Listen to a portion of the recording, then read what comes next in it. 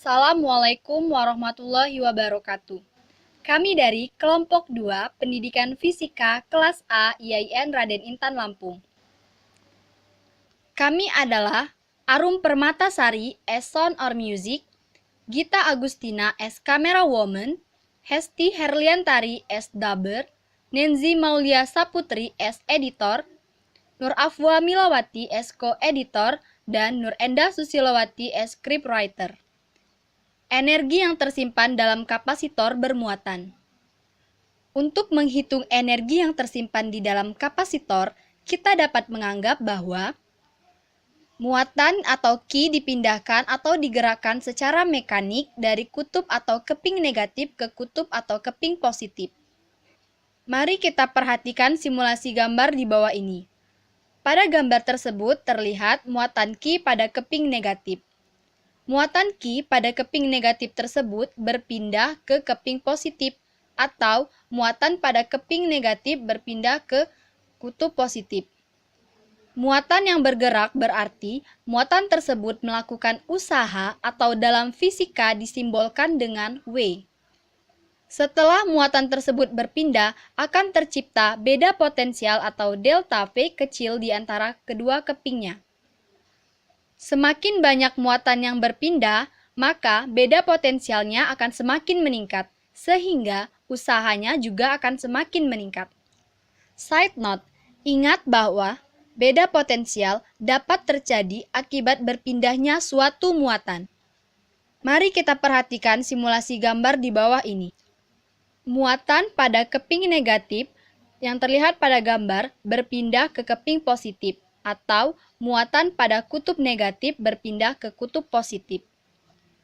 Kapasitansi atau C adalah perbandingan muatan Q dengan beda potensial P, sehingga delta P sama dengan Q per C. Karena dW sama dengan delta P dQ, maka dW sama dengan Q per C dQ. Untuk mengetahui jumlah usaha yang dibutuhkan untuk mengisi kapasitor dari tidak bermuatan atau Q sama dengan 0 hingga ada muatan atau Q sama dengan Q adalah dengan mengintegralkannya, yaitu persamaan dari dW sama dengan delta P dQ kita integralkan sehingga W sama dengan integral 0 sampai dengan Q per C terhadap dQ, maka W sama dengan setengah Q kuadrat per C dari 0 sampai dengan Q. Atau W sama dengan Q kuadrat per 2C dari 0 sampai dengan Q. 0 sampai dengan Q ini merupakan batas bawah dan batas akhir di mana dari muatan titiknya Q sama dengan 0 sampai dengan muatan Q sama dengan Q. Maka batas ini kita masukkan ke dalam persamaan W. Jadi W sama dengan Q kuadrat per 2C dikurang 0 kuadrat per 2C. Sehingga kita dapatkan persamaan akhir untuk usaha, yaitu W sama dengan Q kuadrat per 2C. Usaha atau kerja untuk mengisi kapasitor ini muncul sebagai energi potensial listrik yang disimbolkan dengan U, yang tersimpan dalam kapasitor, sehingga W sama dengan U. Dengan W sama dengan Q kuadrat per 2C, maka U sama dengan setengah Q dikali Q per C. Ingat sebelumnya bahwa delta P sama dengan Q per C, sehingga U sama dengan setengah Q dikali delta P. Atau U sama dengan setengah delta P dikali Q. Ingat lagi bahwasannya Q sama dengan delta P dikali dengan C, maka U sama dengan setengah delta P dikali delta P dikali dengan C, atau U sama dengan setengah delta P kuadrat dikali C. Sehingga U sama dengan setengah C delta P kuadrat. Dari persamaan U sama dengan setengah Q delta P dan U sama dengan setengah delta P kuadrat C, terlihat bahwa energi berbanding lurus dengan muatan Q dan beda potensial. Sehingga semakin besar nilai muatan dan beda potensial, maka energi juga semakin besar. Tetapi, setiap kapasitor selalu memiliki batas energi maksimum atau muatan maksimum yang bisa ditampungnya. Oleh karenanya, kapasitor selalu diberi label yang menyatakan tegangan operasi maksimum. Kapasitor keping sejajar beda potensial berhubungan dengan medan listrik yang ditempatinya dan jarak antar kedua kepingnya dengan persamaan delta P sama dengan E dikali D, dengan E sama dengan listrik dan D adalah jarak antar kedua kepingnya. Dan kapasitansi atau C persamaannya adalah C sama dengan epsilon 0A per D, sehingga apabila C dan delta P kita substitusikan ke persamaan U, maka U sama dengan setengah C delta P kuadrat. Karena C sama dengan epsilon 0A per D, maka U sama dengan setengah epsilon 0A per D dikali E dikali D kuadrat.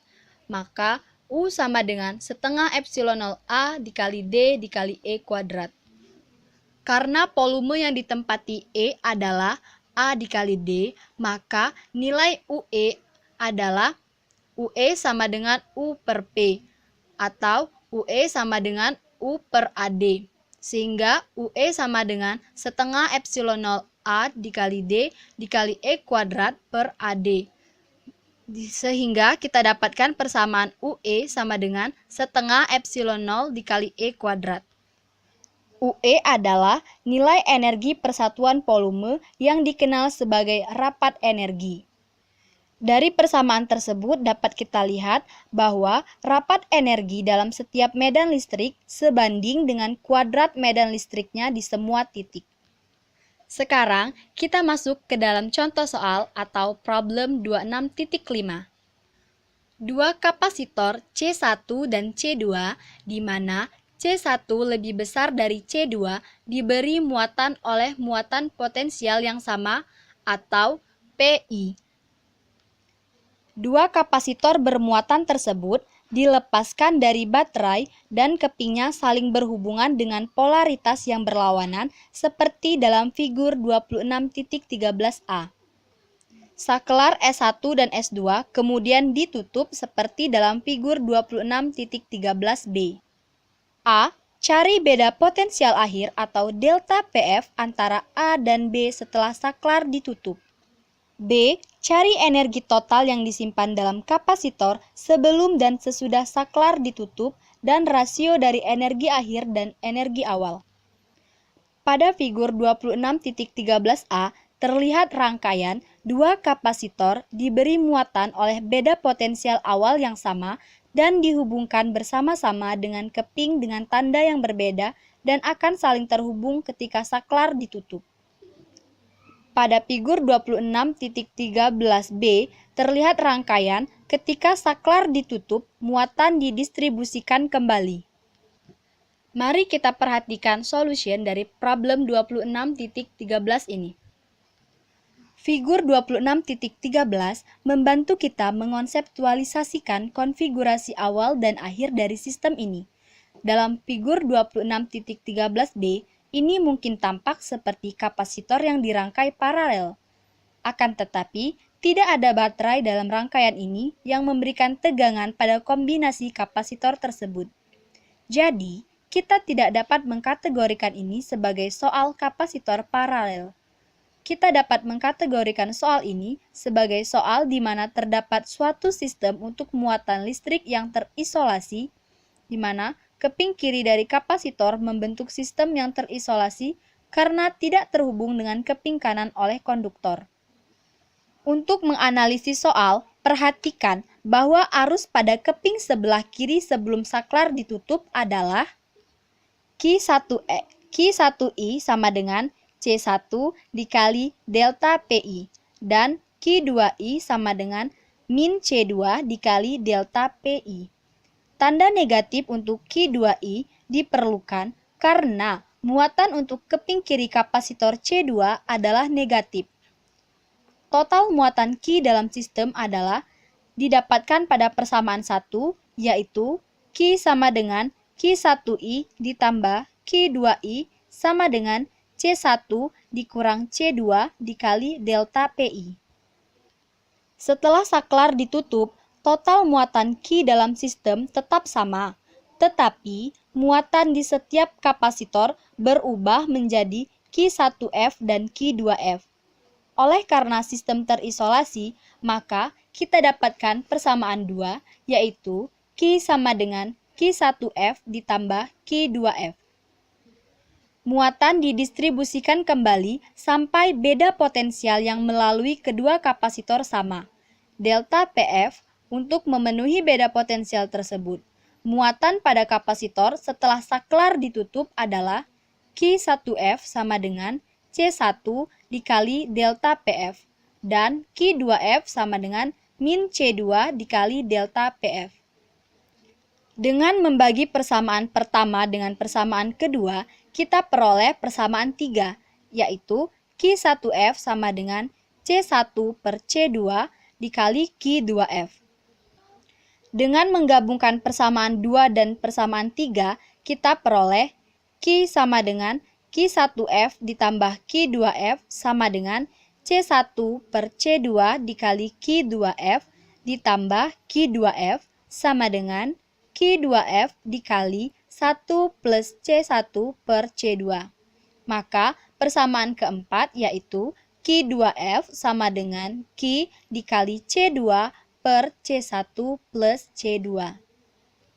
Dengan menggunakan persamaan 3 dan 4 untuk menemukan Q1F dalam hubungan dengan Q, kita peroleh persamaan 5, yaitu Q1F sama dengan C1 per C2 dikali Q2F sama dengan C1 per C2 dikali Q dikali C2 per C1 plus C2. Sehingga Q1F sama dengan Q dikali C1 per C1 plus C2. Akhirnya, dengan menggunakan persamaan yang ada pada 26.1, yaitu delta PF sama dengan Q per C, untuk menemukan tegangan yang melalui setiap kapasitor, kita temukan persamaan 6 dan 7. Yaitu, delta P1F sama dengan Q1F per C1 sama dengan Q dikali C1 per C1 plus C2 dibagi C1 sama dengan Q per C1 plus C2. Maka delta P2F sama dengan Q2F per C2 sama dengan Q dikali C2 per C1 plus C2 dibagi C2 sama dengan Q per C1 plus C2. Seperti kita ketahui sebelumnya, bahwa delta P1F sama dengan delta P2F sama dengan delta PF. Untuk menyatakan delta PF dalam hubungannya dengan besaran yang diberikan C1, C2, dan delta PI, kita substitusikan nilai Q dari persamaan 1 baik ke persamaan 6 maupun ke persamaan 7 untuk memperoleh delta PF sama dengan C1 min C2 per C1 plus C2 dikali delta PI. Penyelesaian pada bagian B yaitu cari energi total yang disimpan dalam kapasitor sebelum dan sesudah saklar ditutup dan rasio dari energi akhir dengan energi awal. Sebelum saklar ditutup, energi total yang tersimpan dalam kapasitor adalah UI sama dengan setengah C1 dikali delta PI kuadrat plus setengah C2 dikali delta PI kuadrat sama dengan setengah C1 plus C2 dikali delta PI kuadrat. Setelah saklar ditutup, energi total yang tersimpan dalam kapasitor adalah UF sama dengan setengah C1 dikali delta PF kuadrat plus setengah C2 dikali delta PF kuadrat sama dengan setengah C1 plus C2 dikali delta PF kuadrat. Dengan menggunakan hasil perhitungan pertanyaan bagian A, kita dapat menyatakan total energinya sebagai UF sama dengan setengah C1 min C2 kuadrat dikali delta PI kuadrat per C1 plus C2. Oleh karena itu, rasio dari energi akhir dengan energi awal yang tersimpan adalah UF per UI sama dengan setengah C1 min C2 kuadrat dikali delta PI kuadrat dibagi C1 plus C2 per setengah C1 plus C2 kuadrat dikali delta PI kuadrat. Sehingga UF per UI sama dengan C1 min C2 per C1 plus C2 kuadrat. Demikian materi yang dapat kami sampaikan tentang energi yang tersimpan di dalam kapasitor bermuatan beserta contoh soal dan penyelesaiannya. Thanks for watching. See you. Bye-bye.